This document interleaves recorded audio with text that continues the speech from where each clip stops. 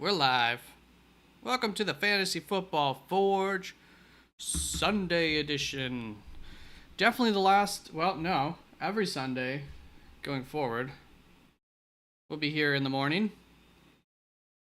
A couple hours prior to kickoff for start sit questions, so definitely join in on that. There was a request from someone yesterday that I come back today to do some mock drafting, so we'll see if he comes on through or not. Don't forget to participate in the poll. Necessary information to know about my audience. What kind of toppings do y'all like? You just want the cheese, nothing else. You like to keep it classic with the pepperoni. Maybe you like some veggies. I don't know. Or, of course, you could just be one of those people, and pineapple is your go-to. So, the poll is there. There was some news yesterday, late yesterday. Big news, not good news, but there's good news surrounding it. Ricky Pearsall, rookie wide receiver for the San Francisco 49ers, 23 years old. Unfortunately, got noticed by some jerk-off that he had a Rolex watch on, and the guy tried to rob him.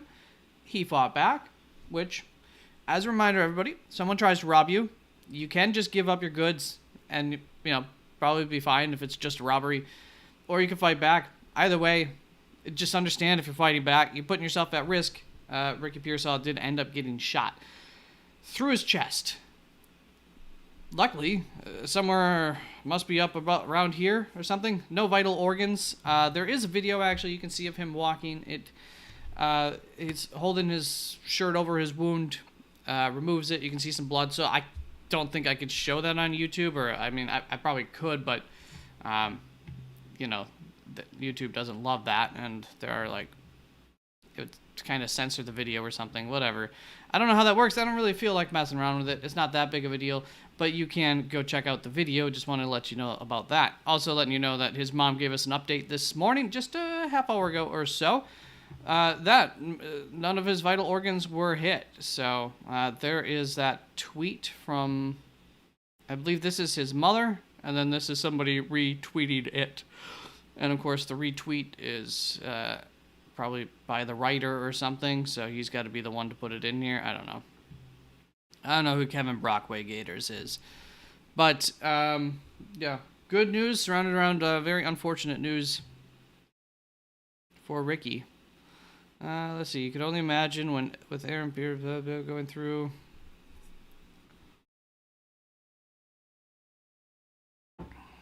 Okay, here's what she said. Update on my baby boy. Thanking the Lord for he was shot. Oh wow, they censored that on. It's like Twitter. You can write that. He was shot in the chest, and it exited out back. Thanks be to God. It missed his vital organs. He's in good spirits now. The mother prays. I always work magic. Blah blah blah blah blah blah. Pray for her baby boy as well. And yeah, I echo that same sentiment. Whatever your version of prayers are, send your best energies out to Ricky Pearsall. Because that sucks. No better way to put that. Getting shot, not fun. And it's not like in the movies, you can't just go, well, it takes a while, for healing to happen. So we'll see. Obviously, good news in terms of the injury. Fantasy football wise, I wouldn't really. You put him into an IR spot if you wanted to. I wasn't overly excited about him anyways with the other targets in that offense already for this year, but we shall see. Maybe I should get you out a link. So we'll see if anybody comes through, wants to draft. Let me write what this link is for.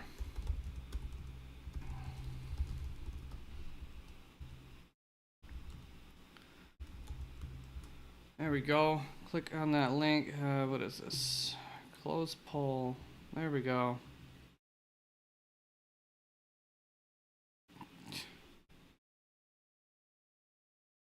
All right. Let's remove that. That's just. Why am I not logged in? That was back in the day, original, when I started looking into making a YouTube channel. I wasn't sure what I wanted to do with it. I knew it was media related. It says I'm connected. What the heck? It says I'm on the right account. Let's try this again.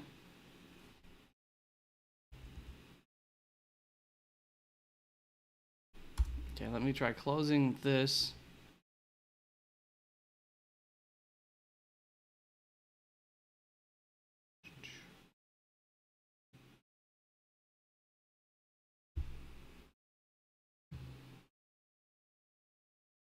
Oops.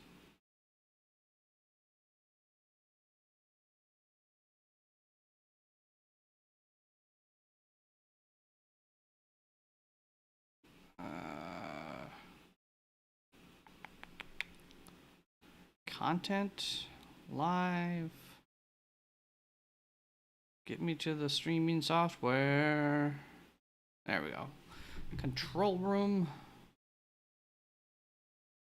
One moment. Technical issues. Pop the chat out. Bring this down. Bring you over here. Okay. I think. There we go. Alright, let me share the link from the proper account.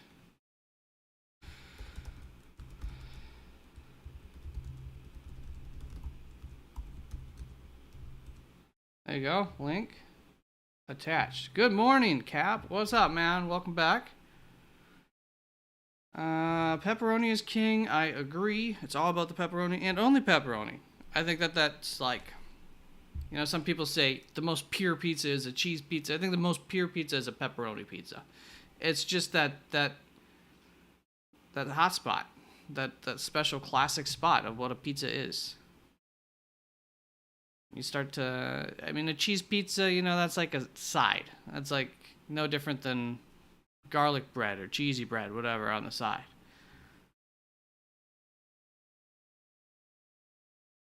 Then when you start to put pepperoni on the cheesy bread, it's like, well, what's the point of that? Start to put veggies on it. Now I think you're in the pie category. It's a pizza pie at that point.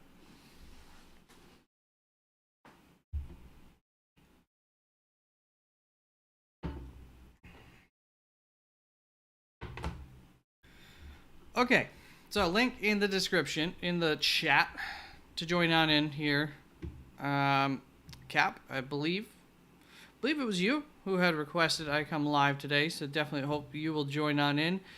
You're a large part of the reason I'm here, because a lot of people said that they did not have their drafts today. We can get out of YouTube.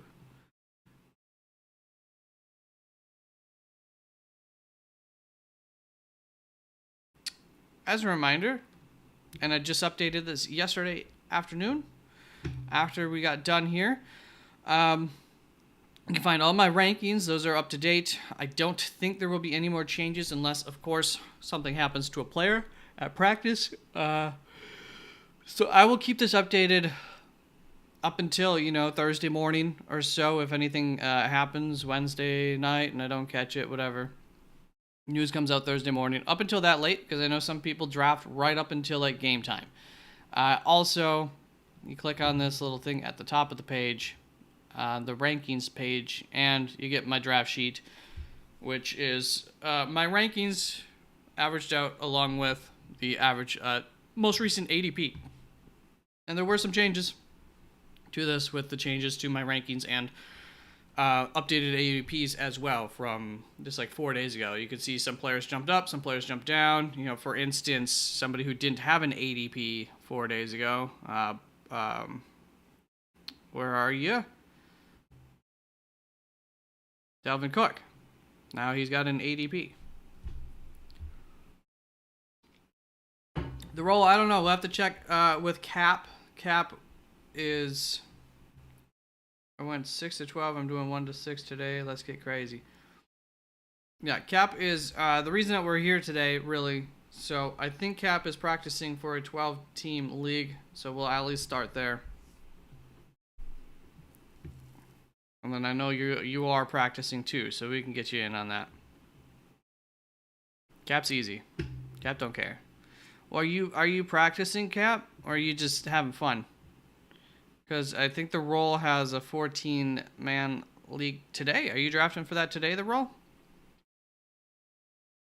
Okay, happy to be here for a second fantasy season. Welcome back. Okay.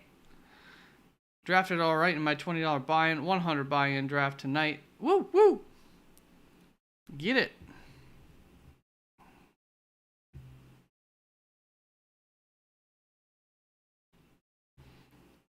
All right, so we've got Crabcats. We've got the roll in here.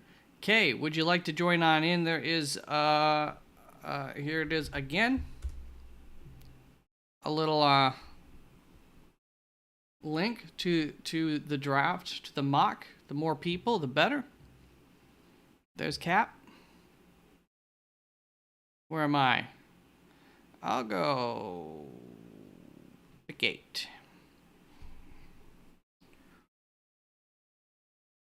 Battle of the Brands.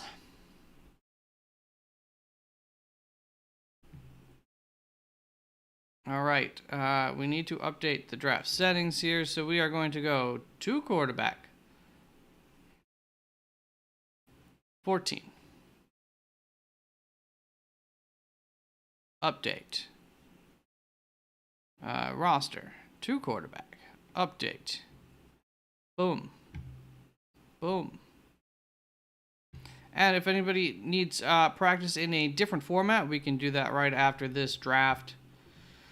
Username was Quincy, but I changed my name to have my full government name on. Yeah, that's, you know, probably good. I have half my government name on my normal account, but there's a lot of my names around in the U.S. Don't matter. All right, I do remember you, Quincy. Yes, it was updated to 14 team. Should be. There you go. Just look. Just look on your screen. Are there 14 teams? All right, Quincy, I don't know if you're in here already, or if you want to get in here, let me know. Otherwise, I'm going to start this draft. I'll give you a little bit of time here. I know there's a bit of a delay. And for you who were not here right at the beginning, just a heads up, if you heard about Ricky Pearsall yesterday, he got shot. Update just as of 45 minutes or so ago from his mother was that no vital organs were hit. So obviously he's doing as good as somebody can be for getting shot in the chest just a day ago. Or the sounds of it. So that's good. It was around his shoulder, so, you know, he's got all the more excuses with his shoulder if it was his bad one. Otherwise, now he's not going to have 2 bad shoulders. I have yet to do a Super Flex League. Okay, I mean, that's fine. All right, we'll get you in on the next one. Let's do it, boys. I would just say, Quincy, for future, the main thing is just that quarterbacks become much more important for Super Flex 2 quarterback. Because, well, they score a lot of points. There's only so many of them. There's actually a, you know, they're actually a rare resource, especially when it comes down to the second QBs in 2 quarterback. And you got to fill that spot up.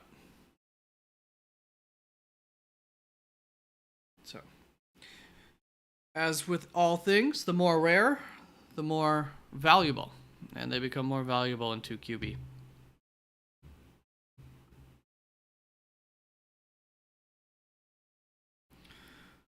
Show.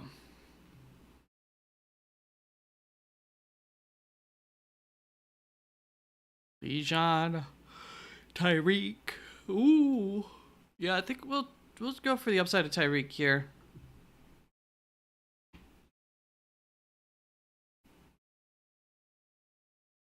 So how's everybody doing this lovely Sunday? Holiday weekend, so tomorrow also an extended weekend for many. You got plans for that, guys? What you doing? I can tell you right off the bat, I don't. I will, I'll probably have a hot dog in honor of, you know, a holiday. Because that's what you do on holidays, you eat junk food, right? AJ Brown, B. Rob, Chase Prescott. Oh gosh, did more quarterbacks go than I wanted? Well, no, kind of get right at the end there with J Love of a tier. That's not too shabby.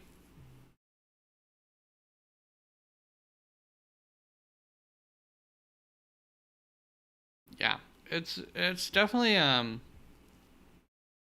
more decisions need to be made in the early portions of the draft, I would say, for Superflex.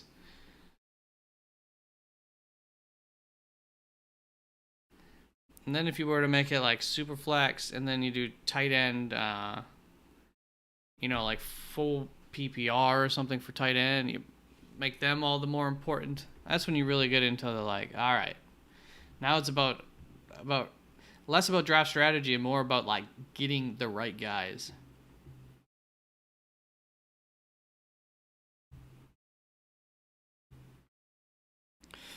So I think we can make it to the next round at QB.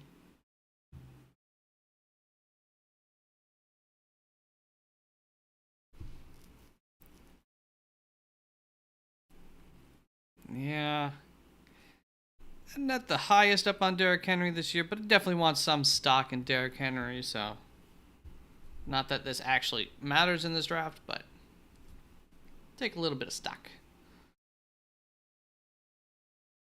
Yeah, let us know your roster.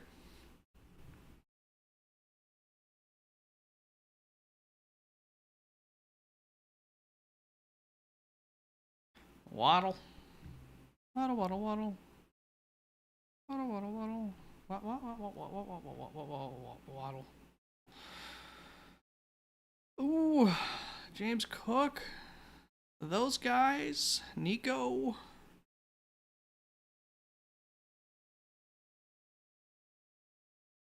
Well, I think I have Nico kind of distinctly up ahead.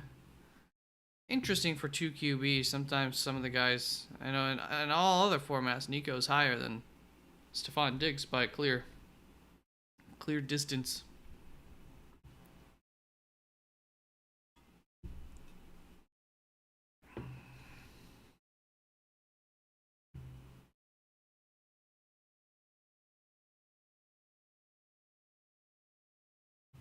So Purdy went right behind. Okay.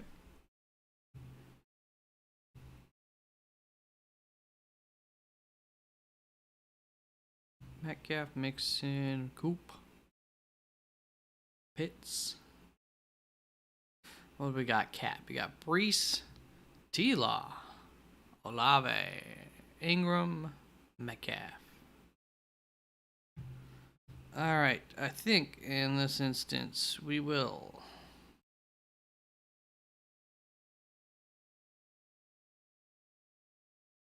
Yeah, I got Jaden like a spot or two ahead of Tua. Hawk Tua.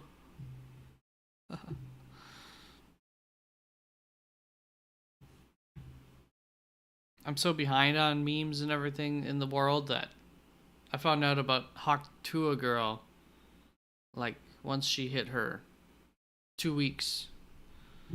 Too late, once after her after she went viral.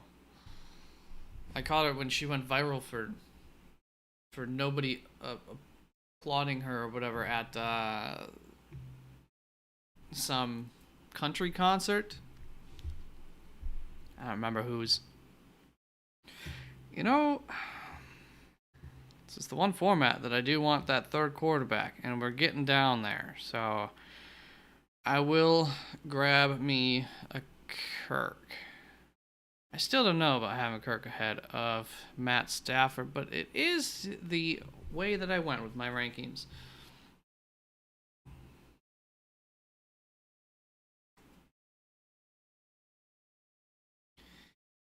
Q, what's your roster? You're keeping us hostage here.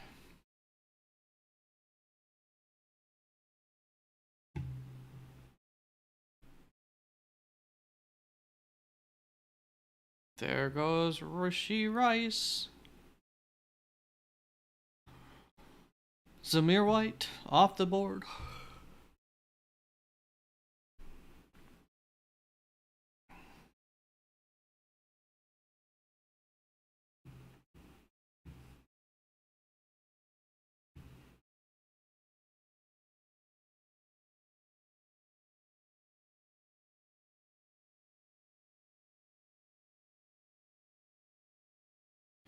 Okay, so we still need running back for show and wide receiver.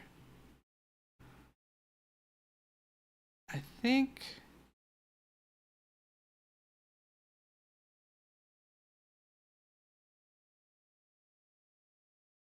go Raheem Mostert here. All right.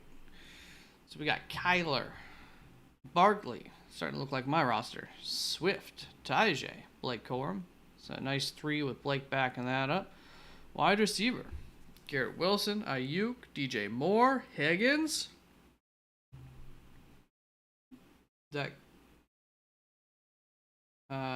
Christian Kirk on there? Christian Kirk there? Curtis Samuel? How many Kincaid? Oh, Swift Spears. I think you'll be able to figure it out. It won't hurt to get a better RB2, but how many? Tell me that's not a 12-team league. Is that like 10-team league?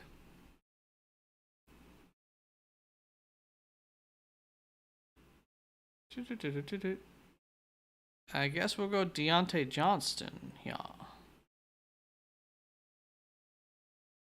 Oh, I thought it grabbed me Bryce Young. I was like, what the heck? It is 12. Well, I mean, I feel like you did pretty good there. So you got Barkley, Garrett Wilson, Ayuk, DJ, Higgins, Swift, Kirk, Kyler, Spears. Oh wait, Kincaid was in this. That's what puts it up top, over the top. Where the heck did you fit Kincaid in there? So Barkley, Wilson for a second. Probably in opposite order. Ayuk, Kincaid, DJ Moore, Higgins, Swift, Spears, maybe like that. Kirk was somewhere in there. Yeah, you did well. Yeah, I can tell you were about pick 10 from the Wilson Barkley smash up. I mean, I think that's a real strong roster. That's one of the I'd say that's one of the better 12-team rosters I've seen. I mean, and like, yeah, if you can upgrade, especially like Christian Kirk and Swift for something like that, or Higgins and Swift, for a secondary borderline RB1, at some point in the season, that would probably be good. But also, I mean, just having that depth, you're going to absolutely cruise through your bye weeks and everything, which just makes it all the easier to make it into playoffs when you just kind of go undefeated through the bye weeks. That's usually how my teams operate. I usually have very consistent high floor teams with a really good depth. So I make a lot of playoffs because I just kill it through those bye weeks. And then it's just about everything coming together for the playoffs and making the right, waiver wire decisions, finding that one guy to really make your roster pop when it comes down to it. If you didn't draft him.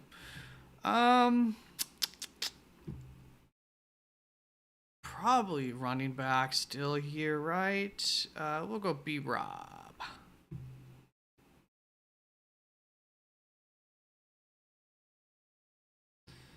All right, I think Swift is a fine RB2. Yeah, exactly. He's got definite shot of being a really good RB2, and maybe he'll be a borderline, RB2, RB3, and then Spears 2, but you just play the right matchups between the two of them and you get good. Nico Collins first round and Najee Harris second round. Ouch. You know what I think a lot of people have been doing this year, Q, is going on what's the AI thing? ChatGPT, and asking for help. And I know this because I wanted to use ChatGPT to help, like, maybe help me create some videos or something. I wanted to see if it could help me with anything, just to organize things better, whatever. And so I'd ask it questions like, hey, what do you think of this player? Just to see where it was at, what were its capabilities, how knowledgeable was it or was it not about fantasy football. And all the fantasy football information is from like when they created ChatGPT. Is never updated. I asked him about it. I'm like, hey, your information seems a little bit old. Are you up to date? And it's like, nope. This is the same information from, whenever. So I think that's what a lot of people did, because I saw on Reddit some people talking about some like people who seem to be drafting from a year ago. And it seems too common.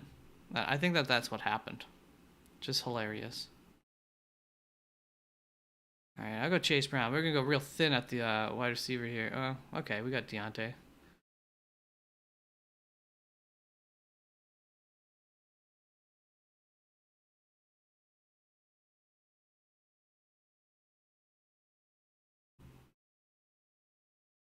Yeah, you can like force it to update its stats to more current stuff, but then as soon as that, memory gets wiped, it just reverts back to the old information. Or you can like just feed it the new stuff. Like that's what I did with some of it, just trying to figure out if it like agreed with me on something. I just kept feeding it the correct updated data. But then of course it's just going based on like your bias. Like the other thing about ChatGPT, when you ask it about opinion, is that it's never negative. They will never give you bad, like, nope, that's a bad idea. It's not going to do that. It's always positively reinforced. You can kind of force it to like get more honest with you, but you really got to push it. Running back starter for Washington is going to be Brian Robinson. I don't know what that split's going to look like. I think we just see Austin Ekeler. I think we see a decent amount for what it's worth. A decent amount. It's not like a whole heck of a lot, but of two running back sets, and Austin Ekeler will be, running routes out of the backfield and running routes from the slot. They really like their receiving backs in that system. That's why they would have gone out and gotten Ekeler. But they also might have underestimated how good Brian Robinson is as a receiver. He was actually surprisingly pretty darn good and efficient and all that as a receiver last season. So we'll see. I think Austin Ekeler, especially for full PPR, is going to be good in fantasy. But and Brian Robinson, the concern is this offense, good enough to get him enough touchdown opportunities and everything. So I still think there's a chance that Austin Ekeler will be a better fantasy guy, especially for full PPR purposes. But Brian Robinson's kind of your higher floor. He is the starter.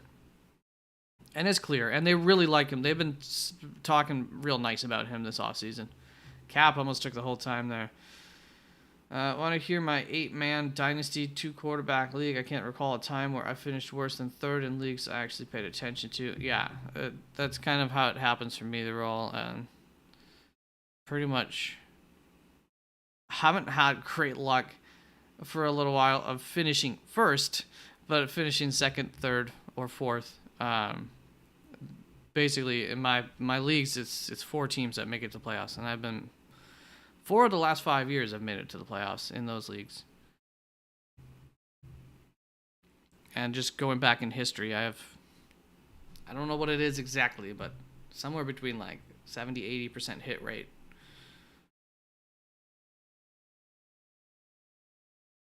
There was a 2-year span where I didn't really pay attention to fantasy, and I just went in on draft day, like with the Fantasy Pros pre-draft rankings. And then those were my years where I actually sucked.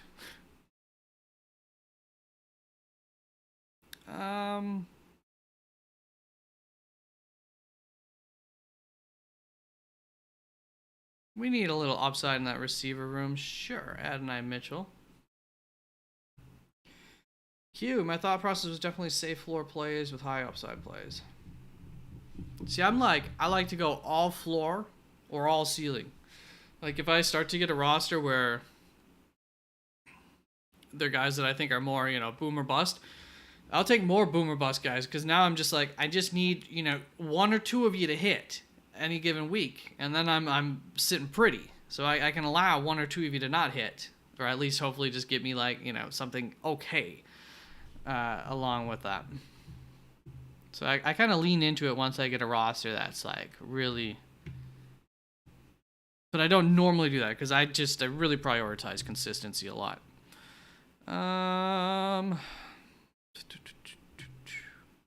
Let's see. Yeah, we definitely need one more quarterback. Wide receiver here. Oh boy. Speaking of floors and ceilings, do I want Darnell or DeMario? I feel like I just took my ceiling with Adonai Mitchell.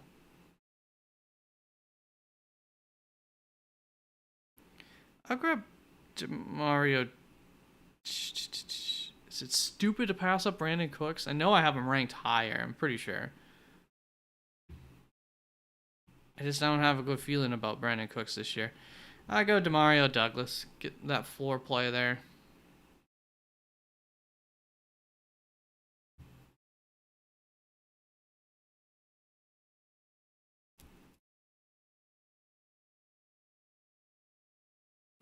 Dull Guitar 7888. What's up? Welcome in. Hopefully I'll see you around more. Traded Tank Dell and a 2025 second for Jaden Reed, David Njoku, and a 2025 first. Thought so. Tank Dell second, Jaden Reed, David Njoku, and a first. So to me, it's basically Jaden Reed and a first compared to Tank Dell and a second. David Njoku's just icing. It's close. You know, obviously, I'm going to say you probably like David Njoku more than me. So, if that David Njoku portion pans out for you, then I think you're in the lead.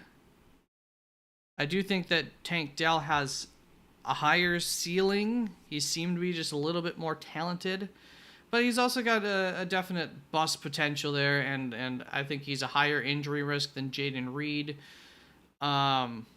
So I think you got players that you seem to like more, and you got that first round pick on top of that, Doll. So I see nothing wrong with the trade. It seems like a fair trade to me, is what I would say. It seems like both people got something out of it that they wanted, which is a good trade.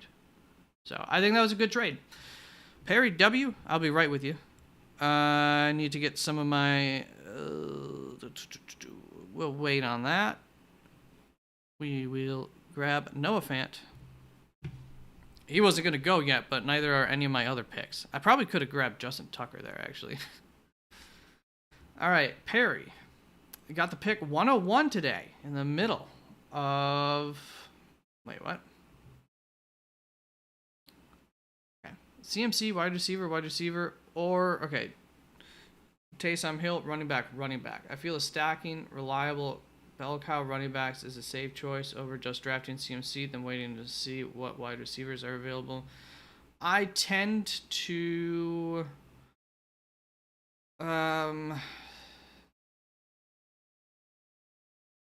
is this full PPR or half PPR? That's kind of my decision maker on this choice here. Is full PPR, the wide receiver for sure. Half PPR, I think CMC is the right choice, but I'm so not against going, CMC wide receiver there. Full PPR, I lean what you want to do then, I think. Taysom Hill, running back there. And I do think that's a slightly safer choice in terms of not making your... your centerpiece a running back, because running backs are just that much more like 20% more likely to get injured than a wide receiver or so.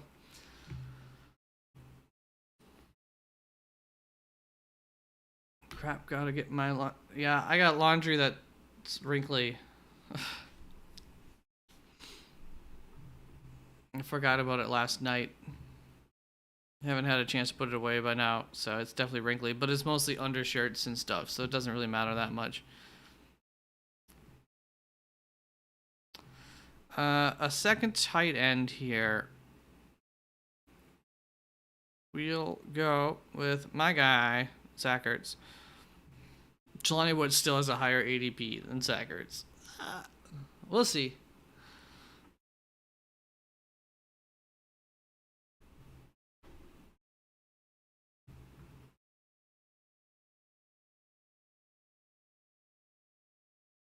Yes, Perry. I did. Did I say Taysom? If I did, I just misspoke. I was thinking Tyreek Hill the whole time.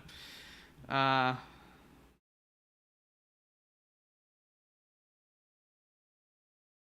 there's the Rolls squad. Defense.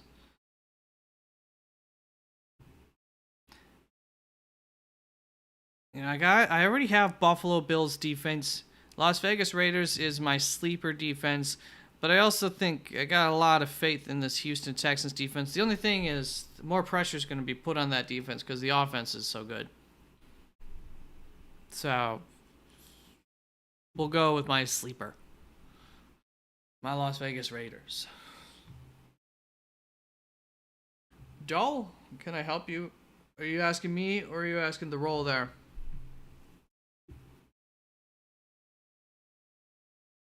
But I don't know. What do you mean?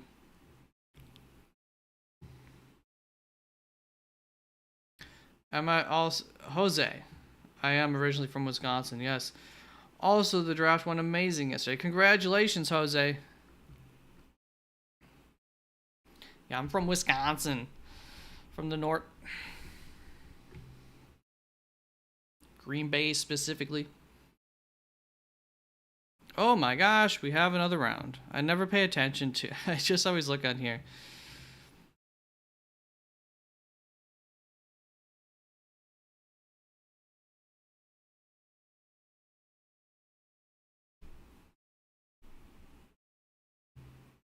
Now, Zay Jones could be enticing if he wasn't suspended. You can't put suspended guys on your IR spot.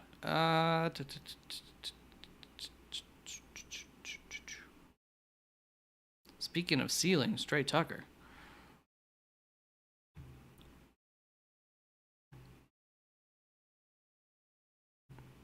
Mm-hmm.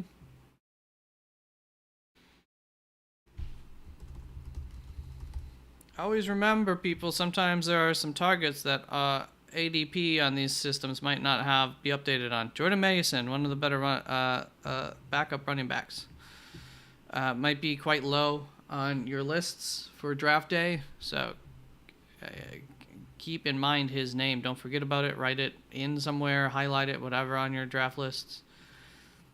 Okay, so we'll get another draft in quick. I'll look at these rosters in a moment. Am I from Wisconsin? Yes, Jose. Yeah, Dell. I mean, specify exactly what kind of help you're looking for. I'd be more than happy to give opinions. So far, to be expected, I feel like. But early on the poll, it was pick a veggie, any veggie, and just the cheese, please, that were winning. But we are down to, okay, so no pineapple lover, at least not people who are choosing pineapple over the other options, so that's probably good. 62% so far voting for pepperoni, though. Let me know, guys. It's very important that I understand what my audience prefers in their pizza toppings. Very important. Crab Cats, what we got here? Minshew, Deshaun, Lamar. I think you're definitely a little weak at quarterback. You went and got Michael Penix as you were probably feeling that weight a little bit late there. And how does having to draft a fourth quarterback and whatnot and going weaker at quarterback affect the rest of the roster? Gibbs, Walker, Chubb, Dowdle. I think you're one injury away early season from being really, really struggling. But if Gibbs and Walker can stay healthy for you, get you through, keep your eye on the waiver wire, probably end up dropping Michael Penix to add a running or Malachi Corley to add a running back in there, or Adam Thielen in there in a time of need, or in case of a time of need. But just, yeah, the moment a running back pops up, I think I would be trying to jump on that. Pittman, Diggs, Samuel, Thielen, Malachi. I like Malachi. Bowers. Let's see how that compares to... I thought there was another roster. I thought someone was drafting from up here. No? Weren't there 4 of us in here? Someone leave early on? Or did I start it while somebody else was thinking about it? Tyreek Hill, Nico, Deshaun, Gibbs, Mostert, quarterbacks. Yeah, see, for me, I'd rather sacrifice the tight end position than any. And I feel that difference in these rosters, and I don't know. I mean, obviously, you're going to be a believer in Bowers. I don't know how much of a difference there is between Noah Fant and Bowers at the end of the day. Rookie tight ends are a risky bet. But you did get Dalton Schultz there. He should be better. Or as good as. I don't know. A lot of mouths to feed in Houston, too. So that's why once you get to a certain point, I just don't care. Is basically how it goes. I like my roster, obviously. That's why I drafted it. And that's just how these things always work. But let's see. Am I really happy with the roster?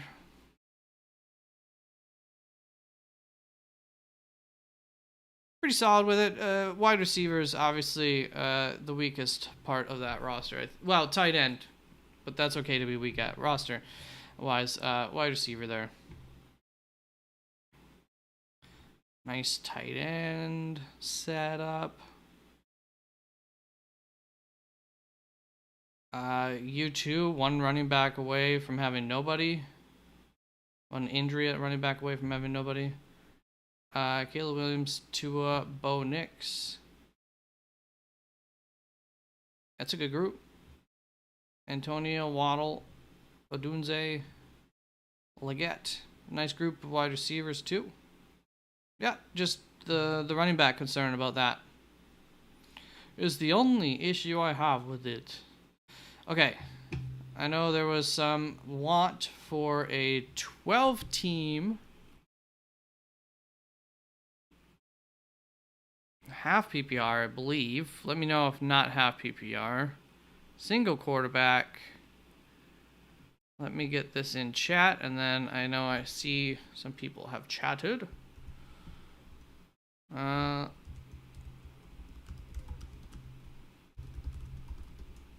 All right, there's another mock link for you guys to join in here.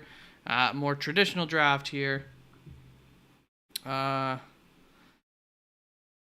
right, Jose, I asked because you said you were a Green Bay fan. I actually visited Wisconsin yesterday and went to Mars Cheese Castle. Where's that? I'm not familiar with it. It is sick. No, we have so many cheese-related things in Wisconsin that, you know. But I am not familiar. Mars Cheese Castle. Is that Mars like the chocolate company Mars? I don't even know what which cheese company Mars that would be. Oh, like probably like our moon is made out of cheese, so it's like is it Mars themed? Is it alien themed? Cheese Castle? An alien themed cheese castle? Now that would be epic. If that's what that is, I might have to head back to Wisconsin for that. Also had Spotted Cow beer. It is absolutely delicious, is it not? Spotted Cow is just a gem. New Glarus, all the New Glarus beers are really good, but Spotted Cow is perfection. The guy at 2 left. Okay. Jose, in my 8-man family league, I got an amazing core of receivers, but my running back are It's Jacobs and Kenneth. Yeah, I always harp on people for poor running back groups, but the one thing about the running back group, about, you know, having a poor running back group and not strong running back group, is that it is one of the easier ones to fish throughout the season because it's so injury heavy at the position. What makes it risky to go, you know, with 2 running backs and not really have a backup plan is also what makes it. It's the whole argument for zero RB strategy. Is that running backs will pop up throughout the season. You just got to get them, you know, spend the resources, whatever, put yourself in a position to get those guys off the waiver wire. But they do come about every year. So as long as you're active on the waiver wire with something like that, you're good. And like the Rolls said, you know, if you're loving your wide receiver room and that's your weakness is Jacobs and Walker as your 2 running backs, it's not really that bad. I think Jacobs is a good shot with all the injuries in Green Bay's running back room, of especially early season, really being an RB1 for a period of time, at least until he starts to get banged up, because he does that every year and whatnot. And then Ken Walker, I don't love the ceiling for this year, but he's still in that RB2 territory. I somehow got CD and Garrett Wilson. very nice. Only reason I got these amazing players is because one of our family members doesn't know too much about fantasy and just went for his favorite players. Yeah, that's part of the fun of a fantasy league, and honestly, that always throws a wrench into things too, though, because like you think you go in with a plan, and then all of a sudden somebody's just taking players you don't know who they're gonna take, and like, you have some targets that you really want. Are they gonna take that guy? I don't know. It makes you question things throughout the draft. It really makes it unique. It's in Kenosha. Oh, okay. I've never heard of it. Tony, have you ever heard of Mars Cheese Castle in Kenosha? That's cool. What were you doing visiting the Kenosha area? Anthony Halverson, sausage and pepperoni for the first time trying any pizza. All right. Go this. I understand having to rate the sausage because there's such a like the pepperoni. There's like maybe 2 varieties of pepperoni that you're risking, or maybe 3. They do the little chunk ones, like that place does not have quality ingredients, even if maybe those are high quality. I don't think so. You got to do the pepperoni nips. You got the big pepperonis, which I don't really care for. They take a little too much surface area up, and they're a little too floppy. Then you got the normal size, and then you got the little pin pepperonis. But sausage, man, that comes in all different varieties, different heats, different sizes. Some people use a breakfast sausage. Some people use a normal Italian sausage. That makes sense. That you got to test that out. Rob Kane, what's up? Oh, Conscious Machine. Good day, football fans. I agree. We're almost there, man. It's exciting. Anthony Halverson, do we... did your buddy wanted to do a league? Is that still a thing? What's going on with that? All right, Rob. Sorry, ignored you for a second there. Would you start Deontay Johnson or Terry McLaurin in your flex this week 1? I just so happen to have my rankings right here. Let's see what my rankings would say. And these could always change throughout the week, and you can find my rankings. You will be able to find my rankings as of, I'm sure, by the end of tomorrow, up on the website, www.theffforge. I will have them up. I'll be starting to record videos later today for week 1. Exciting. Deontay Johnson or Terry I'm thinking it's going to be Terry, but I don't remember their matchups. Yeah, I got Terry 31st, and I have Deontay Johnson 41st. New Orleans, we want to think that they're a good matchup, but they're good. They're just very old, and they're not excellent. It's a tough matchup. Tampa Bay, it's not the easiest matchup in the world.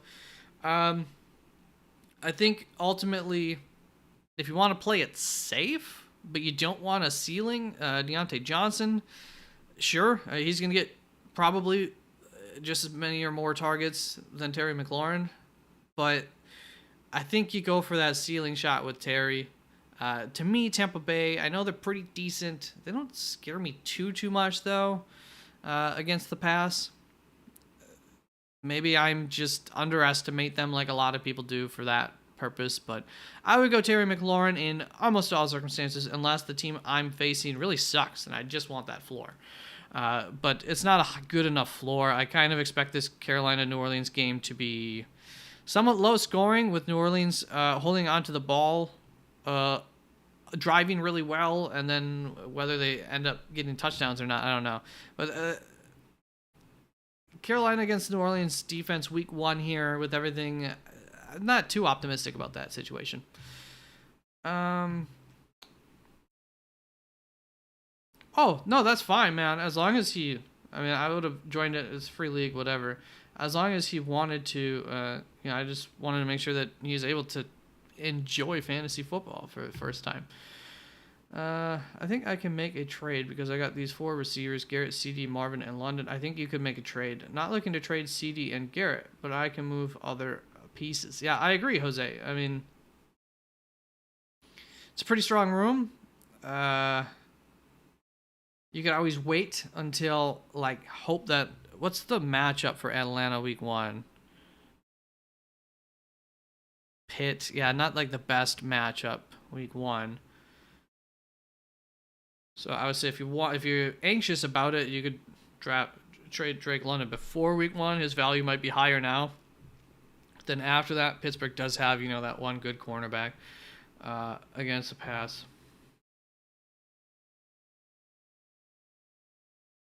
Conscious Machine, thank you for being patient. I kept Gibbs for my third. Okay, I have picks 10 and 15 to start. Any advice? I presume AJ, Saquon, Henry, Pacheco, Achane, Adams, Harrison, Kupp, Evans, Debo, Ayuk, Metcalf, Nico will be available. You think they will be available? Okay. Well, yeah, you're picking at pick 10 and 15. Okay. I remember, I think you asked me in the comments about this situation, Gibbs and somebody else. AJ, Saquon. So I'm very high up on Saquon. You already got Gibbs, though.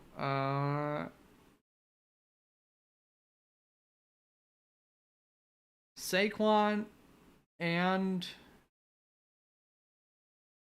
So it's either Saquon, it's between Saquon, Harrison, Kupp, Nico are like my four primary targets. Well, A.J. Brown over those receivers, technically, too. But I would rather Saquon. So I would, at pick 10, myself, go Saquon. Well, you could go running back, wide receiver, wide receiver. You already got that running back. So A.J. or Saquon, whichever one you're more comfortable with. And then I would go with those wide receivers over those running backs, pretty much. Depending on which one you like. Evans, any of them. Metcalf, I think, is the one that I for sure would say does not, I don't think, quite competes with that group for the most part. Maybe he competes with Nico, depending on how you feel about that. Neighbors too, but Gibbs has week 5 bye, like AJ. I wouldn't worry about bye weeks myself. If everybody on your team has the same bye week, then you're just stronger every other week. It really... And by the time you get to week 6 or 7, your team's going to already start to look different. So, injuries and whatnot, they just happen. So, I wouldn't mind it. I actually almost prefer just having everybody on a bye week in the same week myself.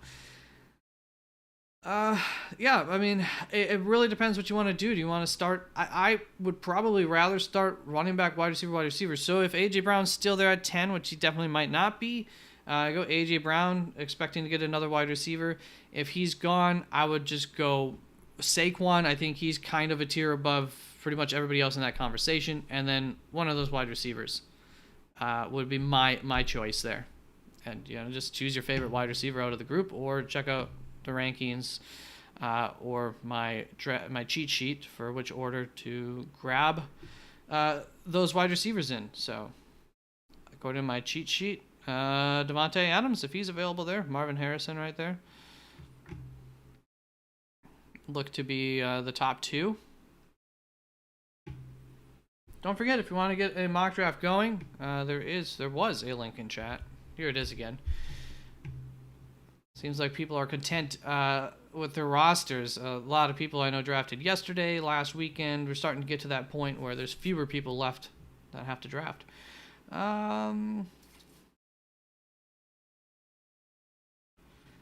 Dull Guitar, welcome back. It's start 9, quarterback 1, Hurts, RB 1 and 2, JT Montgomery, wide receiver 1 and 2, Amon Rapuka, tight end Njoku, have to start 3 flex. Oh, cool.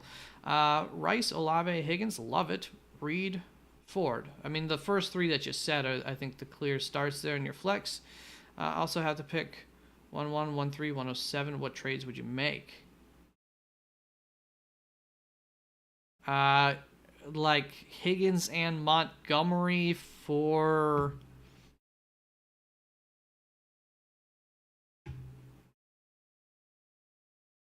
I mean, the thing about trades is you got to find the team that works, you got to find the team that needs a wide receiver, and then you got to see if you like their running back options, and then you got to see, does that make sense for both of you?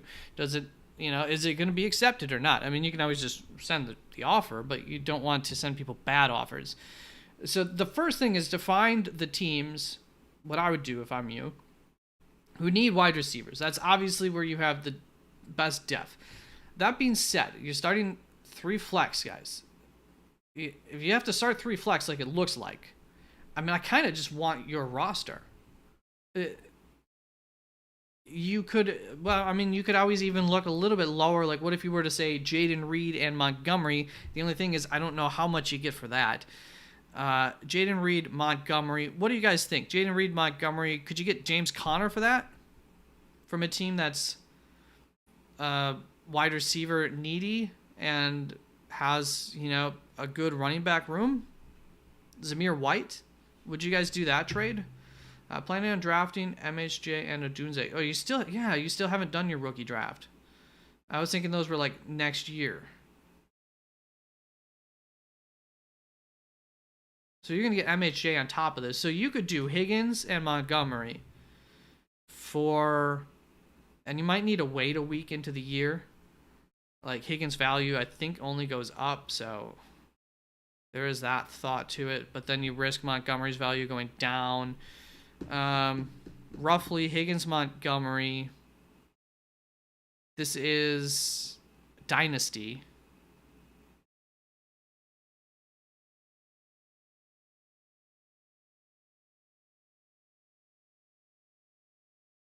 You have a really good team. Your tight end needs some help too. You need running backs. You got to have more running backs on your roster. And this is not... I would, if you could, take advantage of Jonathan... Carolina's running back. The rookie running back. Jonathan Brooks. If you could draft him at, I assume you could get him at 107. That might make sense for your team. I know that might be reaching, but maybe it's not. I don't know. I really like him, and his value, I think, is lower because he's injured coming into this year. But, next year, as Carolina whips this thing into shape too, he could become very, very valuable. I don't know. You don't need to do, a whole lot here. If you're looking to win this year specifically, though, you want to upgrade that RB2 spot tight end. So Higgins, Montgomery, Njoku. Could you get somebody that has... Gosh, could you get Dalton Kincaid and James Zamir White from someone? That's, I think, what you're kind of trying to look to get done there. Somewhere along those lines, Dull. I hope that helps. Conscious Machine, 12-team full PPR. Nice roster. Did I have... Conscious, let me know if I still had something I needed to finish there. Girlfriend wanted to visit there and up north because... Swedish restaurant in town. Yeah, there's definitely... Was it Al Johnson's that you went to, Jose? I have to say Wisconsin's actually nice. It is. People dog on Wisconsin. Oh, it's the middle of nowhere, but it's... there's a lot of cornfield country, but there's also a lot of really, really beautiful areas. As a Bears fan, it hurts to say it. That's all right. We have the Bears and the Green Bay Packers, I think, have a special relationship. We're okay with each other. We like to say we hate each other, and I'm sure some do. But ultimately, we know we're kind of cut out of the same cloth to some extent. There's more in common than not. Sound advice, thanks. I wanted to draft a team heavy on one bye week. I may try that this year. I just wouldn't worry about it, ultimately. I don't put, you see in my bar sheet, I don't put the bye week. I don't even put the team on here. I keep it pretty simple so that way it all fits. But I don't look at bye weeks when I draft. And it's never hurt me. In fact, I just draft a lot of depth, so usually bye weeks are a good thing for me. I like to snag Montgomery late to get AJ and Devonta or Hurts. Yep. I think the AJ Hurts is probably the best single stack that you can do. Who would you trade? Drake London for running back if you had two options. Drake London, I would trade him for Christian McCaffrey if someone would accept that. Drake London, I think Rachaad White, Isaiah Pacheco, if you could get those guys for Drake London, I think that seems fair. And a pretty equal trade. James Cook, if you could get James Cook for Drake London, I'd do that all day. And I guess James Cook is somebody that I have higher in my rankings, but definitely might not be higher in everybody else's. I like pairing running backs this year and pairing wide receivers, to be honest. Is London on my pick 15 options? London or Nico? Who do I like? I do like Nico a little bit more than London. It's so freaking close. What do they come up here? Nico, London. And actually, do I hold on. Let me double check that.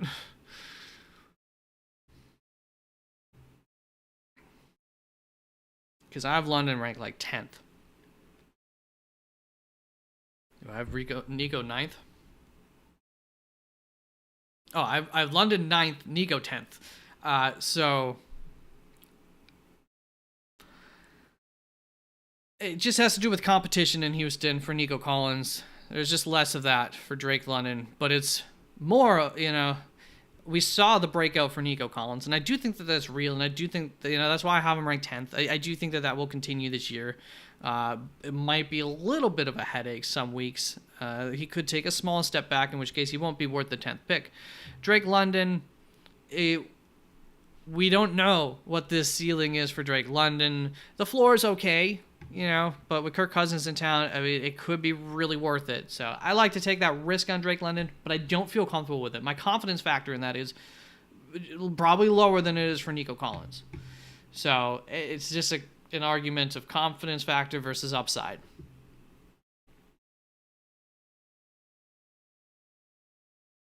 My brother's quarterback room in Dynasty, 8-man, 2 quarterback. Daniel Jones, Jared Collar, Jacoby Brissett, Minshew, Trey Lance. Hey, he's got Joe Milton, okay? Because he'll start over Drake May, I'm sure. Oh, man. I think the guy to have was not Joe Milton, but was Spencer Rattler, probably. I don't hate Joe Milton. I mean, he's definitely worth having. Somebody should have him. But, woof. Yeah, the roll, that's rough. Just finished an 8-man PPR draft. Nice. Dak, CMC, this full PPR. CMC, Achane, Puka, Marvin, McBride, Connor, Debo, and bench is Kirk Worthy, Montgomery, Bowers, Addison, Lockett, Purdy. Can you?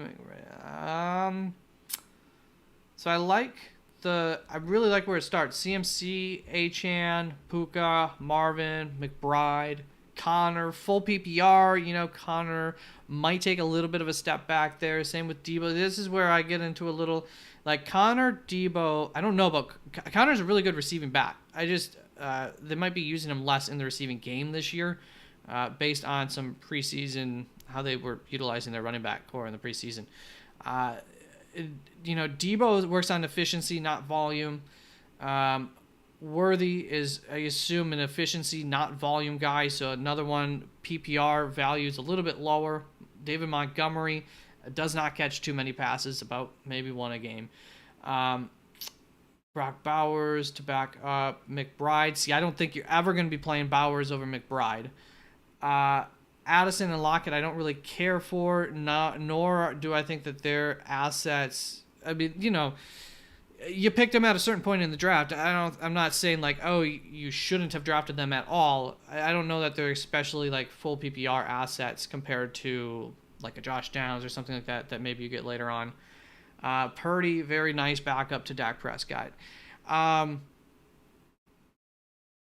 would just keep your mind open to the waiver wire. I think you have a really nice starting group. I'm not in love with the depth as it gets into the depth position, and I feel like you could have taken full PPR into account just a little bit more as you get to some of those guys that I mentioned that I'm not like in love with in full PPR. But it's not like just because of that Deebo Samuel sucks. Obviously, Deebo Samuel does not suck. He's been very good in fantasy. Same with James Conner. So I think it's once we get to Bowers, Addison, Lockett, I'm open to improving those spots on the waiver wire. Bowers, Addison, Lockett. So just I'd say be open-minded to dropping them for somebody that pops off. I'm a 2-flex league. If it presented itself, could I go Barkley? Let me get this back up. Okay, nobody in here yet. If it presented itself, could I go Barkley at 10 and Henry 15? You could with Gibbs. Yeah, I mean you can. You just open yourself up to more injury risk the more running back reliant you are on your roster. But I mean I've done it plenty of times. And the other thing is that you kind of make a strength a strength. So even if you have an injury, you have the next man up that can fill it without really missing it out on it. And if you hit on those later round wide receivers and everything, then you're going to have a really, really strong league. So even one flex, I don't mind going running back heavy. I don't think it's the best strategy. And if it's full PPR, I'm not like gung ho on doing that either because wide receivers are just more valuable. But there are a couple late round wide receivers that full PPR might be fairly valuable, give you a nice floor for that final flex spot that you can get in at, like talking Josh Downs, Demario Douglas, should be pretty heavily targeted for you. You can get him, Jalen Polk, maybe. I don't really think so. That's once again Demario Douglas, but he could be the third down guy. Maybe there'll be more of a connection there. It's possible. Burrow and Chase has left the chat. Burrow and Chase are dope. Glad you said some good things about James Cook. I traded London for James Cook. Yeah, I like that. And Romeo Doubs in redraft league and kept regretting it. London for Cook and Doubs? I mean, to me that, as long as London could pop off, but James Cook and Romeo Doubs could also both be very good. So if it's a 1 for 2, and I think that there's a chance that London and James Cook could be equal. And then you got Romeo Doubs on top of that, who should be a solid piece and has a chance of being more than that. His career is not written yet. Conscious Machine. I see 3 wide receivers in Houston getting 900 yards, none over 1,200. We are 17 games now. Yeah, I don't know. There's so many questions about how that's going to turn out. I think Nico Collins is still the favorite. I think Steph Diggs might get more targets and, for third down, but just a lower ADOT and everything, just kind of be used as a move the chains kind of guy. And then I think, I don't know, I did analysis on this. I mean, they could all come through in fantasy. It's possible, but you're going to need Dalton Schultz to take a step back, and we didn't really see that in the preseason. And then, I guess there's just a variety of possibilities to happen with, why am I forgetting? I'm blanking on his name. The other wide receiver there. Where are you? Tank Dell. Tank Dell could get targeted less, could get targeted more. There's some evidence to suggest that Tank Dell was the preferred receiver over Nico Collins, or at least of equal preference, and him being younger and everything when it was when those two were on the same field last year. So we'll see. But there's also, if people didn't look into that evidence, there's some people who misrepresented that evidence as Tank Dell clearly being over-targeted, but that means that they included a game where Nico Collins did not play, and Tank Dell got 15 targets in that game or something, and so that way over-exaggerates the Tank Dell target share, and then once again Nico was out there, so it wasn't really a fair comparison. I hate to admit I could have kept Nico for my 10th, but my heart and gut said Gibbs has.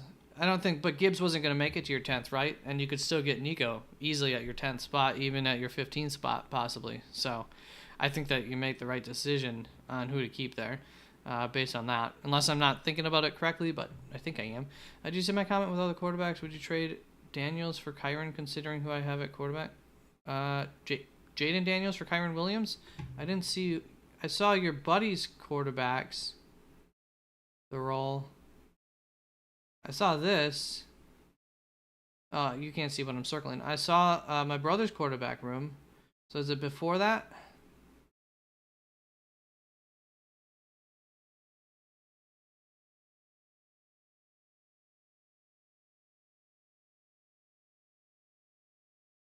I'm not getting offers for my quarterbacks. See, I can find your comments easily because there's a roll of toilet paper. Burrow and Chase has left the chat. Glad, blah, blah, blah. No, I did not see your comment with all of your quarterbacks. Jaden Daniels for Kyren Williams in... Yeah, it's probably going to be a no, straight up. Just based on the longevity, for dynasty purposes, I'm leaning towards no. Off the top, I had Marv Waddle, Keenan Allen, JSN, Addison. Oh, for that James Cook trade with that? Yeah, Marv Waddle, Keenan, JSN, Addison. But you got Romeo Doubs. Yeah, I mean, if you needed help in your running back room, it makes sense. Jose. That's the restaurant. Yeah, Al Johnson's is delicious, man. Did you get the crepes? So good. And the lingonberry jam or whatever. Also, I traded Kyle Pitts for Kincaid. Ooh, because I have Josh Allen. Oh yeah, I would make that trade. Or stick with Kyle Pitts because Cousins is going to be spreading the ball a lot. Yeah, I mean, Kyle. I think Kyle Pitts is. I think Kincaid has a very good shot of being a better NFL tight end than Kyle Pitts. I think long term, Josh Allen's longer. If this is, I don't recall if you're talking dynasty. If this is dynasty, I'm for sure doing it. If it's not dynasty, I don't think that trade's happening, right? Because you just had the drafts, and whoever took Kyle Pitts could have gotten Kincaid, or whoever took Kincaid could have taken Kyle Pitts almost certainly. So I would do that trade for sure. Brad, thank you for your patience. Would you trade Ford and Waddle, Jerome Ford, I assume, and let me know if I'm not thinking about the right Ford there, and Waddle for Devonta Smith? Well, I have Waddle ranked higher than Devonta Smith. My other running backs are Kamara, Saquon, Chase Brown, and Chubb on IR. I guess my answer is no. I wouldn't. I got Waddle ranked 15th here. Now, if you are very concerned about Waddle's health right now, I guess then now is the time to unload it. And Jerome Ford and, a relatively equal wide receiver, but you're concerned about the health, yeah, go right ahead. But, I have Waddle over Smith, so I would not do that in a vacuum, Brad. And I like the Ford-Chubb combo because we don't know when Chubb's going to be back. Could be week 8. So Ford could be pretty good until then. And in that case, he'll be a nice backup along with Chase Brown. Between the two of them, you got a real nice backup for Kamara and Saquon. Kamara could be disappointing. So I don't like it necessarily. This opens up another spot for you, so you could grab another running back, but it's obviously not going to be as good of a running back as those guys. I think you got a nice running back room there. I don't want to mess with it, and I'm sticking with Waddle. Had Marv, Waddle, Keenan. I saw that one. Okay. So getting rid of London was too huge. Hold up. I'll list mine. All right. Thank you. We agree on quite a few things here. Great show. Thank you, Conscious Machine. I appreciate it. Good to hear. And, even if we don't agree, that's okay. I always try to say there's room for interpretation. There's arguments that you can make in both ways so many times. Just because it's my opinion doesn't mean it's a better opinion. Doesn't mean I'm going to be right. I'm right a lot of the time. I'm also wrong plenty of the time. Happy to admit that because anybody says differently, they're just lying. What do I do with all these quarterbacks in an 8-man, 2-quarterback league, dynasty? A lot of teams only have 2 quarterbacks right now, despite the fact that you have to start 2. Or maybe not dynasty. All right. I told you, though, people don't like to trade for quarterbacks. They don't hold the same value. Caleb, Daniels, Prescott, May, J.J. McCarthy, Penix, Rattler. Okay, well, you're not going to get anything for Penix, Rattler, or J.J. McCarthy right now. Well, okay, so this is Dynasty. You're not going to get anything for Rattler. I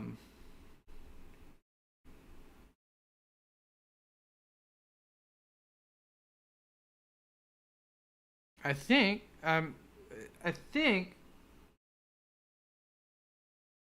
I mean, do you absolutely need to make a trade right now, Roll? Because if you don't need to make a trade right now, I think you hold on to Prescott is your trade bait for the first time that a team who is... You should know which teams in your league are going for it all. So the first time that a team who's trying to win this year has an injury at a quarterback, You got Prescott baited there. And just be prepared to take less than what you think he's worth for Prescott there. And sell him and get yourself, a nice asset. Get yourself a 2 future seconds or something like that. Yeah, I don't know. I mean, Prescott's coming towards the end of his career. I don't know exactly what. I don't know the value compared to picks. I'm not very good at pick value. I know firsts are very valuable, and I know second rounds are already much less valuable. So I don't know exactly what that looks like. Maybe a second and a 2 years from now first Prescott, and maybe you offset that with a 2 years from now third or second to help make that deal happen. But I think that might be your best bet, is to use Prescott as bait once a team that is in the hunt has an injury. Because Prescott should be the best this year out of that bunch. But also, for dynasty purposes, is kind of not quite the least valuable on your team. But Caleb Daniels, J.J. McCarthy, Penix even. Maybe he's about as valuable as Penix. They might have similar value. So whatever you spent on Penix, maybe is what you could expect back for Prescott, roughly, in a trade. That's what the comment was. All right, Caleb Daniels, Prescott, J.J. McCarthy. Yeah, relisted them out. Yes, it went through, and Watson I also have, and Deshaun Watson, which I don't know what people are willing to spend on Watson. You just got to find the right you got to just put Watson over on the open market. That's what I would do right now. I would put Watson out on the open market. Just say, hey, Deshaun Watson's available for trade. Best offer. He's yours. And see what you get. And probably just follow through with best offer. He's yours. And just let him go. Take what you get for it. And then do the Prescott thing on top of that. I agree, Waddle. Okay, 24-hour stream. Not happening, roll. Not happening. Fletcher Cox is in the building. Let's go, baby. Should I trade Breece Hall for Pacheco and Diggs? Pacheco, Breece Hall. Redraft? Let me know. Fletcher, redraft. Flexer, I wouldn't. I'm leaning towards not doing this 2. I know the 2 is nice, but the 1 is really nice. You can't reproduce. I don't think you can reproduce that output there. So I think I'm going to be with the roll on this. Let me know for sure if that's in redraft. Yeah, in redraft. You did clarify that. Probably not unless you really hate the draft that you did. If you really think you sucked it up at wide receiver. I can't imagine you feel that bad about your wide receiver room, though. Breece Hall has the number 1 running back opportunity. He's my RB2. The upside is just really high with him. I think it's too early to sell him. You could probably get more for him later on in the season if you really wanted to. If he gets injured, he gets injured, but you're trying to win it all, and Breece Hall is going to be a huge piece towards doing that. No, I don't need to trade my team. It's solid all around. Yeah, the role, I'm just looking for future assets then, if you're not.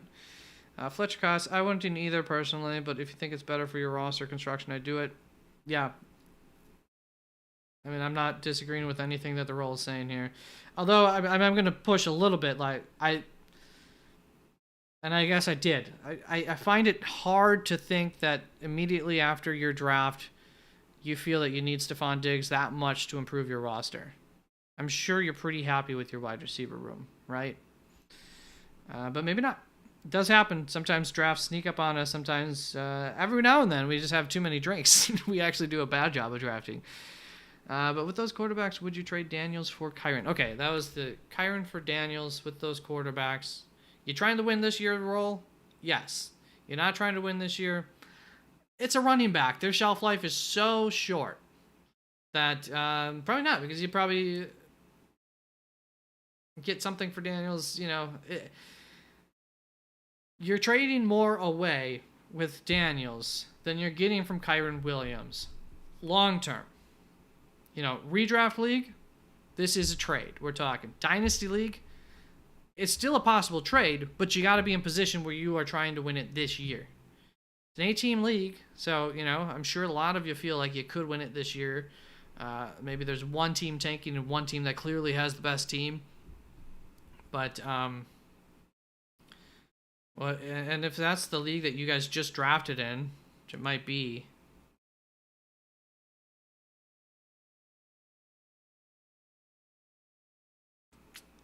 if you get rid of Daniels, then you've got Caleb Prescott, which is, that helps. May.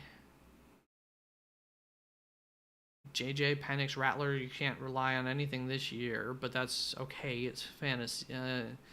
Drake May, Caleb. I mean, I think I want to take shot. I don't think I want to get rid of Caleb, Daniels, May, JJ, Penix, and Rattler for that. What that's worth.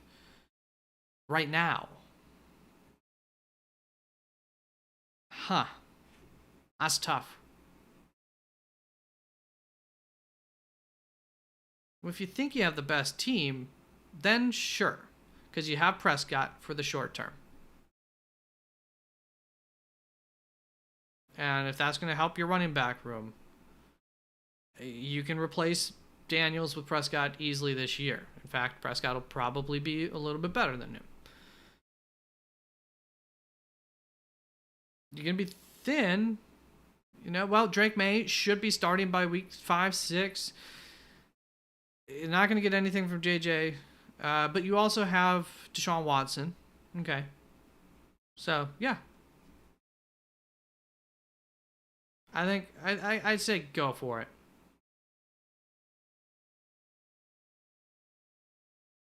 Yeah, I know. That's what I'm saying. Like, I'm not... You have the guys for down the road. I just don't want you to be screwed this year either. Because Daniels is currently, one of the better options that you have to start. I'd say your third best option. And J.J. McCarthy, Penix, Rattler are definitely not giving you anything this year. May is not giving you anything until a certain point in time. So if you didn't have Prescott and Watson for whatever he's worth, then it would be a different story, because then you're not going to be able to start 2 quarterbacks, and the moment you have an injury, now you're going to have to go trade for a quarterback, or I don't think you could find anything on a waiver wire in that league. So I think you have enough that you could go ahead and do it if you are pushing to win it all this year, because Kyren should be pretty good. Not a guarantee. That person's obviously afraid of Kyren, the news that's come out around him. So, long term, he's going to get the better end of that deal. But if you win a championship this year, you won a championship. It's just like what the Jets did by bringing Aaron Rodgers in. They sacrificed some of their long-term worth for a short-term gain in hopes of getting a Super Bowl. Sometimes it works. Sometimes it doesn't. We still don't know for them. Watson for... I would do Watson for Stevenson. I don't love Stevenson. But I don't love Watson either. And with all those quarterbacks, Watson's really worth nothing to you.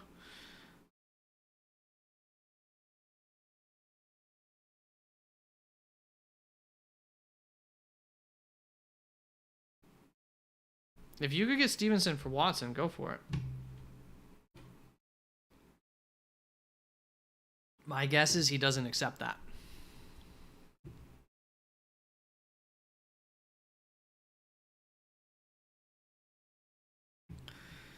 All right. I will throw another offer out there. I'll stick around for a little bit longer for questions. It's been pretty busy, so that's been great. I always love to see that. But, I'm here in case you want to draft. I honestly, I like answering the questions and talking more than doing the draft anyways, but I do want to put that offer back out there. So there is a link to the draft if you guys would like to mock draft, get some more practice in for your drafts. Bada bing, bada boom, you got it. You say he would with his quarterbacks, the role, but I've told you. It's tough to get rid of, I understand that increases the odds of him saying yes, but he did draft that quarterback room. But yeah, that's surprising. I don't think those people were thinking drafting only 2 quarterbacks in a Dynasty 2 quarterback league. Maybe you shocked them. Maybe they were planning on taking more, and then all of a sudden they were gone because you took them all. But I've seen this happen. I've seen it backfire for people before in redraft and stuff, taking a bunch of quarterbacks and then trying to trade them away, and everybody's just like, screw you. And they end up having to drop them eventually to fill up their own roster. It's Classic Pepperoni is still winning. 16 votes in. It's Classic Pepperoni. I think we can end this poll. Anybody have a poll question they would like? We did get somebody who likes chaos. They like pineapple. Well, let's post these results. So, favorite topping on a pizza, pepperoni, winning with, I thought that was 69, but 68% of the vote. People who like veggies or just cheese, rounding out about a quarter of the vote, combined. And then there's a nickel's worth of people who think pineapple, baby. I think I've seen your team, right? I think you sent me an email with that. If you guys have a good poll question, let me know. I could post it. Off the top of my head, I can't think of one right now. I keep all the good candy questions for Halloween season. I had Nico last year. Love his production. However, I can't see him outscoring Adams, Kupp, Evans, or Metcalf. I could see him outscoring Adams again this year. I could see him outscoring Metcalf this year. I could see Evans taking a step back, age finally catching up with him taking a step back. Similar story for Kupp. So, there's a reason, I guess, that I have him in my rankings above those guys. But it's closest to Mike Evans here for me. Cooper Kupp, it's just rough after last year on what you expect, but we all know that Cooper Kupp could easily be a top 6-7 wide receiver this year, and it wouldn't be something that we say, oh my God, who saw that coming? Well, everybody saw that that's a possibility. You can see I have Metcalf down at 20th. I know people say, oh, Geno Smith's a good quarterback, but he's a good quarterback. It's not necessary that he's a great fantasy quarterback. That offense, there is upside in that offense. Ben Grubb's offense, they should pass a lot, pass deep, things that work for DK Metcalf. He could be a wonderful fit, could be a breakout year for him.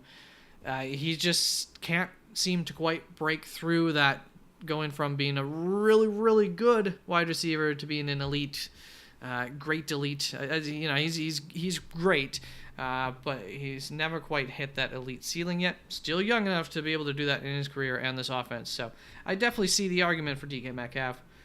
But I have Nico in the same tier as the other guys outside of DK. DK is the one I would be the most surprised by, but I just made the argument for it. So I once had this all at one tier, or at least the tier cut off here. So basically, this is a very rough tier here at 18-19. It's not one that I love having that break off. DK Metcalf over Nico Collins. I'm not going to argue. I'm not going to say, oh my God, that's such a terrible decision to make. I don't think it's a terrible decision. I get the argument for Nico Collins against Nico Collins for DK Metcalf. So, it's not a big deal. It's just how I have them ranked. Chaka. Is it Chaka Smart? Hey, I have the 9th pick in a 10-team PPR. All right. Would you trade your second-round pick for a 3rd and a 5th? Other guy has pick 2, so it would be in a 10-team league. Honestly, I don't know. How does that work with your bench spots? Now you have an extra pick. What do you do at the end of the draft with your extra pick? Other guy has pick 2, so it would be... I've never been in a league where people... I always want to, and I don't see any reason why not, but I just haven't been in a league where people are willing to get into trading draft picks in redraft formats. Okay. Yeah, I don't love that second round. I really like Chris Olave, but you're probably... Unless you love him as much as I do, which you probably don't, you're definitely not taking him right at the beginning of the second round. And in fact, you could actually get him with that 3rd round pick, quite possibly. So I think it makes sense. I don't love that immediate second tier of players. Once we get to the Drake London, Nico Collins, Mike Evans, I'm okay with these guys. I don't love them. The running backs, Travis Etienne, Kyron Williams, Devon Achane, I suppose. Like, I don't love them. I'm okay kind of passing up on them. And I think not too long later, once we get into the James Cooks, once we get into the Ayuks, the DJ Moores, the Cooper Kupps, the Jalen Waddles, that I might get guys that are just as good or better than the second tier guys. So I'm all for it, man. You get, and I think there's also still really good value at the 5th round. Like, I don't think we've hit the wall of the draft at that point. You know, you can get Rashee Rice in the 5th round easily.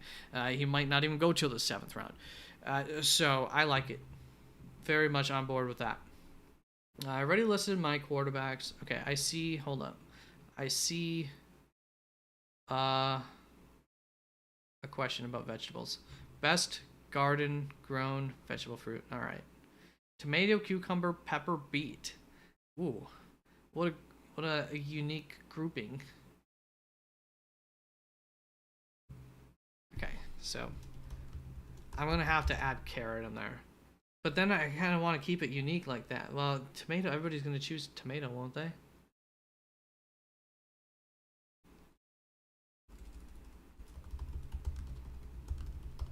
This question says so much about you. Conscious machine, I like it. I see why you said vegetable fruit, because we got, yeah, questionable. Are they fruits? Are they vegetables? Who knows? Because wouldn't peppers be, they got seeds in them? Aren't peppers a fruit then? They grow off of they grow above ground. Yeah, peppers got to be fruits. But I know there's like more distinguishing factors. Cucumber. Okay, this is a good group. Although I gotta say, I'm gonna put carrot over beet. I feel like beet's kind of peppers. Any kind of pepper here. And for me, it's carrot, so we'll put carrot in there, because otherwise I'm picky as shit, and I guess I would choose pepper because of what it can do. Okay, what's happening? I've lost my chat. Try to see if I'm frozen. Okay, hold up. I might have to close my chat and reopen it.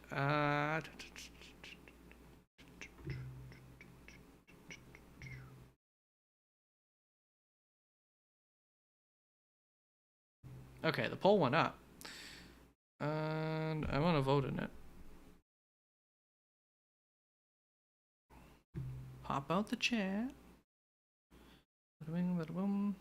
All right, new poll. Hitting the market. Everybody, let me know. What's your favorite garden-grown fruity vegetable? Do you like the tomato? Do you like the cucumber? Do you like the pepper? Or do you like the carrot? Oddly, even though I am a fruit man, I'm going to choose the one vegetable, maybe. I don't know where cucumber lies on that, because it's got seeds in it. But, well, cucumbers grow above ground too, don't they? All right, carrot. I voted. Let me know. We got your pizza preferences. Now we got your garden vegetable preferences. Gibbs, Swift, Benson, Chubb, Charbonnet.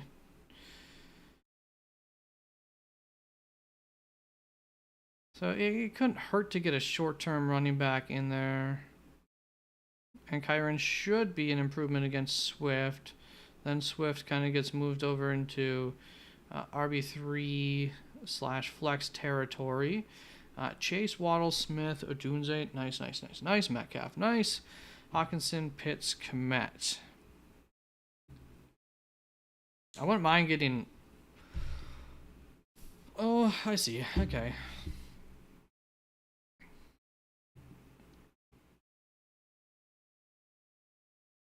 Yeah, I mean... I don't think you need to trade Kyron.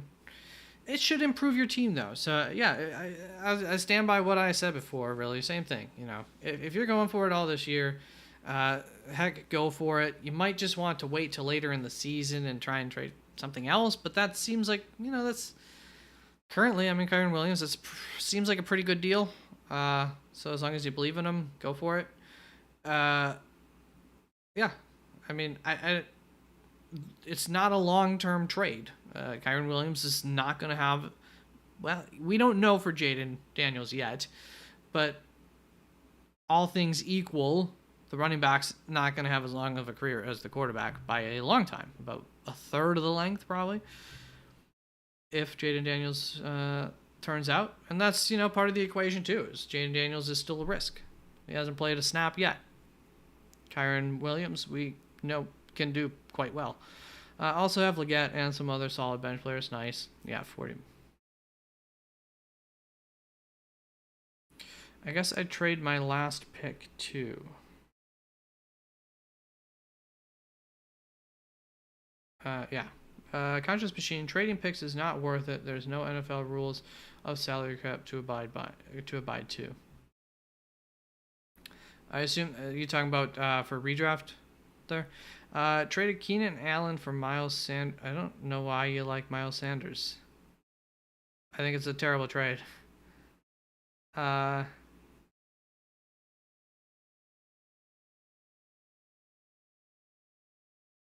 mean, maybe Keenan Allen's. I don't. Depends what you think about Keenan Allen's value there and whatnot. Pick 9 for Keenan Allen seems like it's probably worth it. I don't care to have Miles Sanders on my team at all. I know I've seen you draft him before the role, so he's a guy who went from a high-end free agent to being replaced by almost a nobody. The guy who they actually brought Miles Sanders in to replace him ends up replacing him fairly early on last year. I think Miles Sanders' career is over, so I don't care for him.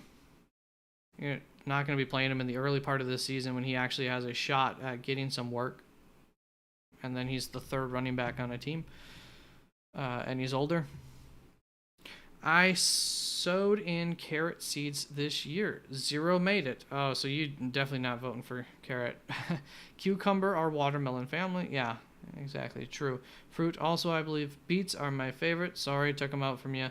Root vegetable like carrots, just sweeter and purple. That's true. And they make a pretty good chip. Because the sugar's nice and sweet. I think it's beet chips that they make. My tomatoes are glorious this year. I'll stop. I'm 45. Fantasy football for 30 years now. Hey, I'm with you. Not quite. I'm a decade behind you. Gardening for many of them. I have onions and jalapenos too. Salsa for football. I grew some onions in. I got my plants out in my Four Seasons area, but what's the fancier name for you? I can't think of it. But I got plants out in an inside-outside area that I take care of. I don't have the most green of thumbs. Some things are a little bit yellow. Some things are thriving. But I put some green onions that I got from the store out there just for the heck of it. There's some wildlife that lives out in my inside-outside area, little lizard dudes. Apparently they don't like onion, so the onions just continue to grow and grow. I should snipe them out and use them for some chili or something.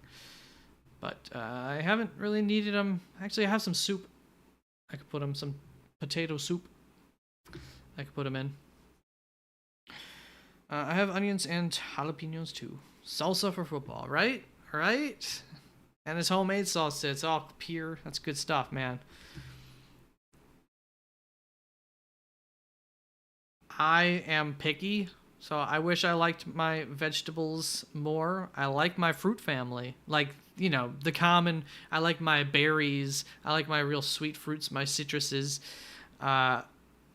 But when it comes to veggies, I'm picky. I've gotten into eating salad. Actually, it's funny because I kind of like I'm okay with some of the stereotypically bad vegetables like spinach. I'm fine with. I don't mind spinach at all.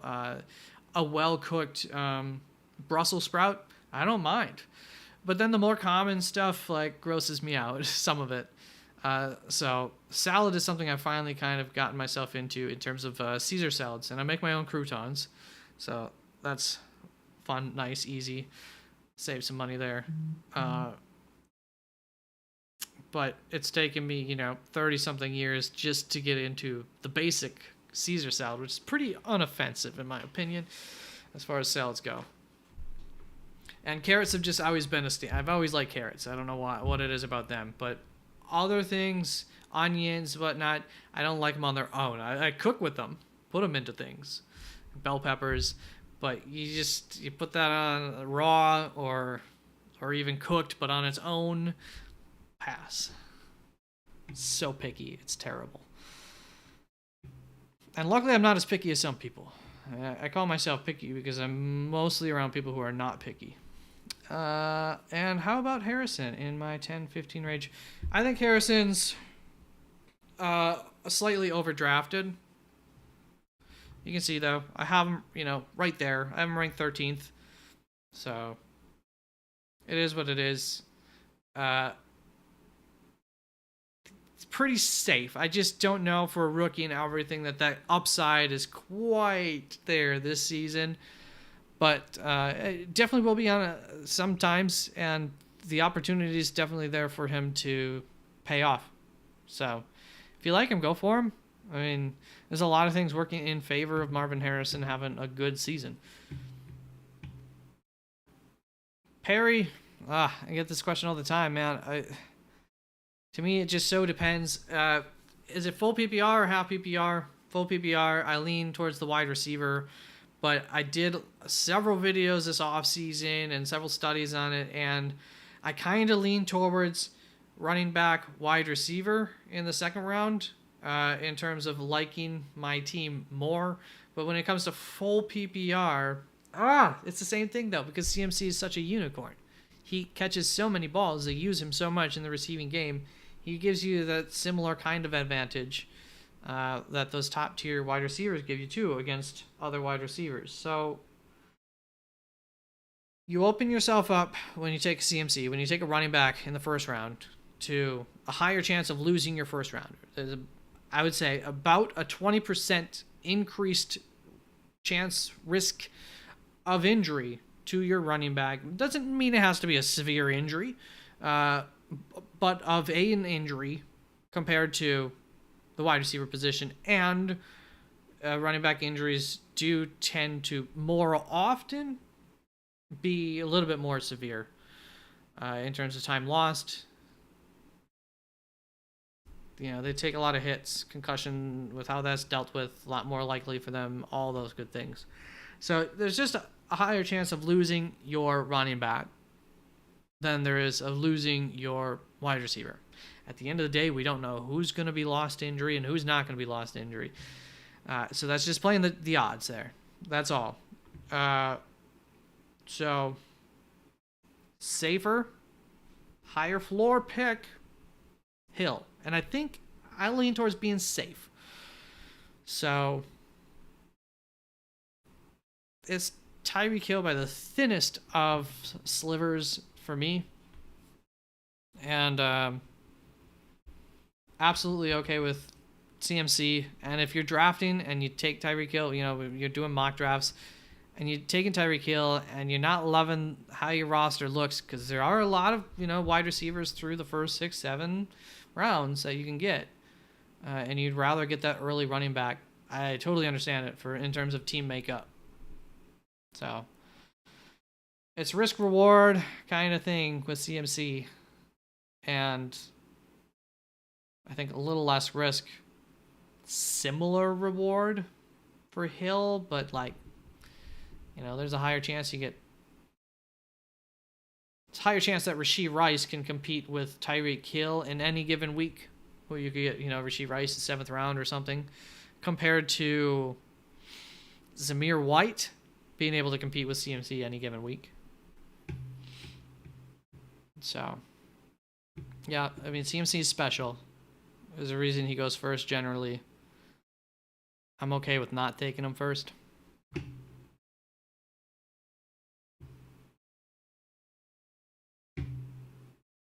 Does that help or confuse it more for you, Perry? Hopefully it helps.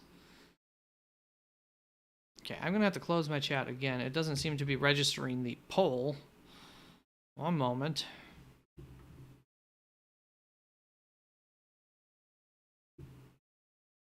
Been acting funky all day. It had me logged into the wrong account earlier, despite me not being logged into the wrong account.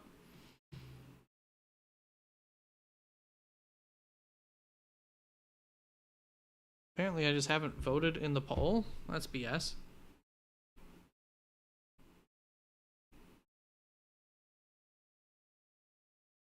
I voted, yo. And I assume Conscious voted too.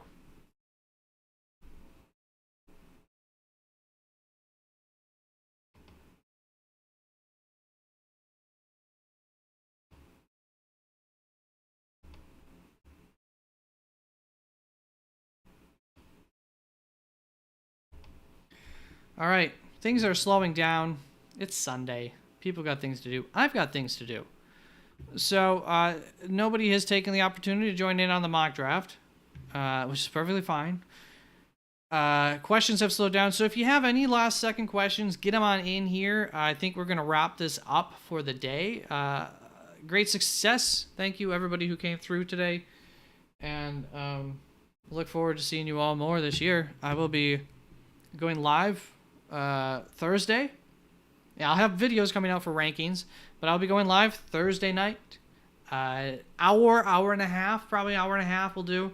Prior to kickoff, I will be going live Saturday evening, not quite nighttime. I think we'll do, something where in between getting your chores done and taking a shower to get ready to go out and club.